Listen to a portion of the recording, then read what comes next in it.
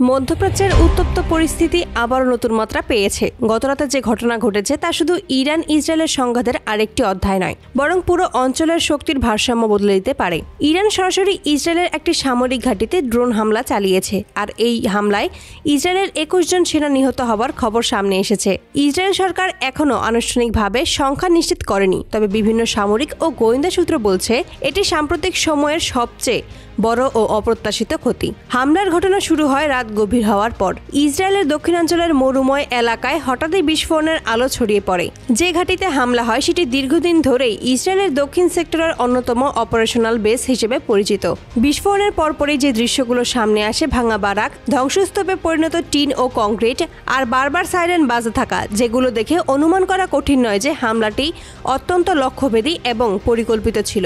Iran দাবি করেছে তারা তাদের সর্বাধুনিক সেলফ সক্ষম ড্রোন ব্যবহার করেছে। এই ড্রোনগুলো রাডার শনাক্তকরণ এড়াতে নিচু উচ্চতায় উড়ে এবং প্রয়োজন অনুযায়ী পথ পরিবর্তন করতে সক্ষম। বিশেষজ্ঞদের মতে ড্রোনগুলো যে গভীরভাবে ইসরায়েলের প্রতিরক্ষা জোন ভেদ করে প্রবেশ করেছে তা ইঙ্গিত দেয় যে ইসরায়েলের প্রচলিত প্রতিরক্ষা ব্যবস্থা, বিশেষ করে আয়রন ডোম, এই ধরনের নতুন প্রজন্মের অস্ত্রের মুখে আর আগের মতো কার্যকর থাকছে না। আয়রন ডোম দীর্ঘদিন ধরেই ইসরায়েলের আকাশ রক্ষার প্রতীক ছিল, কিন্তু গতরাতের ঘটনা তার সক্ষমতার প্রশ্ন তুলেছে। ইসরায়েলের সামরিক পরিকল্পনাকারীদের জন্য সবচেয়ে বড় ধাক্কা হলো ড্রোনগুলো কোনো সতর্ক সংকেত ছাড়াই বারাকে সরাসরি গিয়ে আঘাত করছে। সাধারণত ইসরায়েলে আকাশসীমায় প্রবেশ করা যে কোনো অনুপ্রবেশ দ্রুত শনাক্ত হয়, কিন্তু এই ড্রোনগুলো এতটাই নিচু উচ্চতায় উড়েছিল যে রাডারগুলো সেগুলোকে শনাক্ত করতে ব্যর্থ হয়। এর ফলে পুরো প্রতিরক্ষা ব্যবস্থা অচল হয়ে পড়ে। হামলার পর দেখা যায় ইসরায়েলের সামরিক ও রাজনৈতিক মহলে চাপ বাড়ছে। প্রধানমন্ত্রী নেতানিয়াহুকে জরুরি বৈঠকে অবস্থান নিতে দেখা যায়। তার মুখে যা উদ্বেগ দেখা গেছে তা বুঝিয়ে দেয় যে পরিস্থিতি তাদের প্রত্যাশার বাইরে গিয়ে দাঁড়িয়েছে।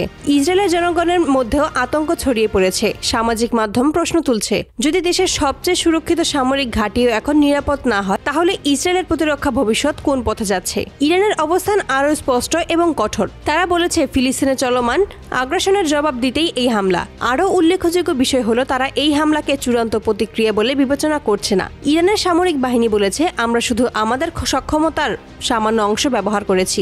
এই ধরনের বক্তব্য শুধু ইসরায়েলের জন্যই নয়, পুরো মধ্যপ্রাচ্যের জন্যই এক গভীর সতর্ক সংকেত। এখন প্রশ্ন, ইসরায়েল কি করবে? ইসরায়েলের দীর্ঘদিন ধরেই প্রতিটি হামলার জবাব তীব্র শক্তি দিয়ে দিয়েছে, কিন্তু এবার বিষয়টি ভিন্ন। ইরান কোনো গোষ্ঠীকে সমর্থন না দিয়ে সরাসরি ইসরায়েলের ভিতরে আঘাত এনেছে।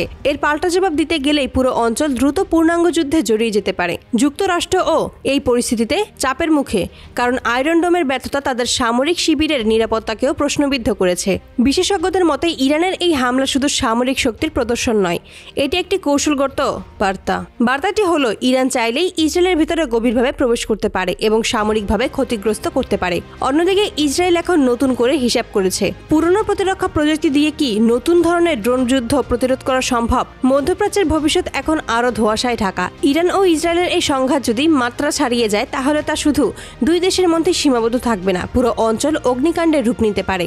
আন্তর্জাতিক সম্প্রদায় গভীর উদ্বেগ নিয়ে পরিস্থিতি পর্যবেক্ষণ করেছে। এই মুহূর্তে সবচেয়ে বড় প্রশ্ন, এই সংঘাত কি থেমে থাকবে, নাকি এটি নতুন এক বৃহত্তর যুদ্ধের সূচনা?